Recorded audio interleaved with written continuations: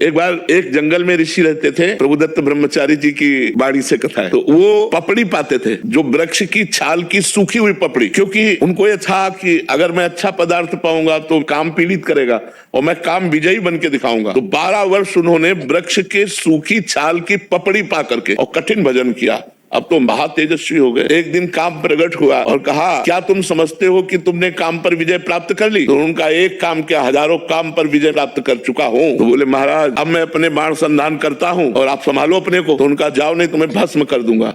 बोले, हाँ भस्म करने की सामर्थ्य है, लेकिन मैं जा रहा हूँ, आज से हमारा बाण चालू आपके ऊपर, अब आप संभालना। इतना कह के चले गए। अब वो ऋषि ये समझ नहीं पाए कि काम कौन से बाणों का संधान करेगा। अब जहां जहां वो पपड़ी खाते थे, वृक्ष की पपड़ी, वहां वहां हलवा घी का। ऋषि ने जब देखा कि वृक्षों के जितने वृक्ष उस जंगल में सब में हलवा लगा हुआ, तो उनका, मेरे तप से भयभीत होकर वृक्ष हमें लगता है कोई स्वादिष्ट पदार्थ देने लगे। अब वो खाने लगे। अब 10 वृक्ष से जब पाया तो आधा किलो हलवा तो गया ना, तो अब हड्डी के ऊपर मांस बढ़ना शुरू हुआ। महीना हुआ, एक दिन छम छम छम छम पायल करती हुई और एक कटोरा लिए हुए, जे ही देखा ऋषि आ रहे तो ऐसे हलवा लगा के भाग। उनका, खड़ी हो जाओ, तुम कौन हो? क्या ये स्वादिष्ट पदार्थ तुम लगाती थी?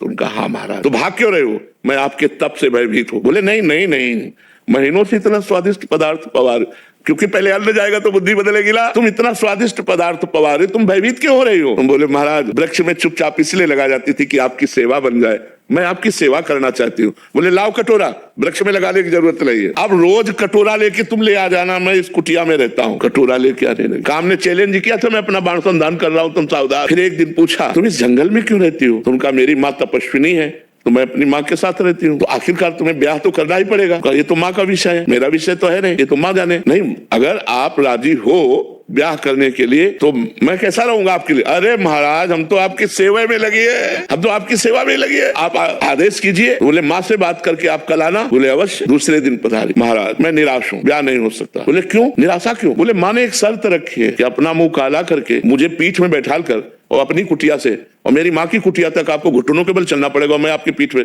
और ऐसा मैं आपसे करवाना नहीं चाहती। तो उनका, अगर संध्या काल में काम हो जाए तो? बोले, वो काल कोई भी हो, लेकिन आपको ये करना पड़ेगा अगर ब्याह करना है। महाराज राजी हो गए, मुंह काला किया, पीठ पे बैठा ला, घुटने के बल चले।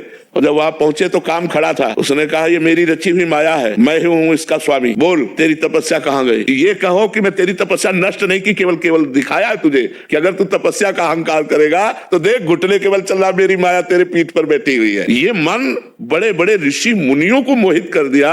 हम तुम तो बहुत छोटे लोग हैं, बहुत छोटी सामर्थ्य है, इसलिए भगवान का आश्रय ले लो। भगवान जिसकी रक्षा करते वही अपनी धर्म से, पवित्रता से चल सकता है। इसलिए नाम जप करो और भगवान के आश्रित रहो।